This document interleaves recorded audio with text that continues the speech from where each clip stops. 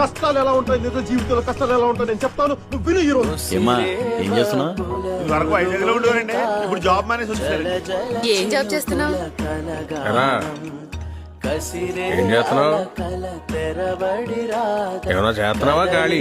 పొద్దున్నే నిద్ర లేచి బుక్ పట్టుకుంటేనే కదా చదువు వచ్చేది. అతగాదిలో పొద్దు కదా నిద్రపోతే ఏం బాగుపడతావు? బాబు వీళ్ళకి బతుకుతారు నేర్పకుండా నవ్వుతూ నేర్పాడండి. ఎక్కడికైనా బయటికి వెళ్ళాలంటే మోహన్ చెల్లట్లేదు.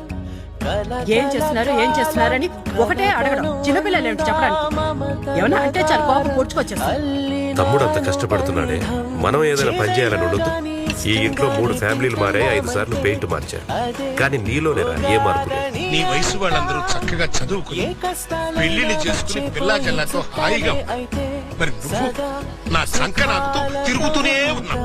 ఇంత వయసు వచ్చినా ఇంకా తండ్రి మీద ఆధారపడి తింటున్నావు అంటే నువ్వు గుంజెత్తో తింటలేదురా, ఎడం చేత్తో తింటున్నావు. నీలాంటి కొడుకు తల కొరివి పెట్టడానికి మాత్రమే పనికొస్తాడు రా.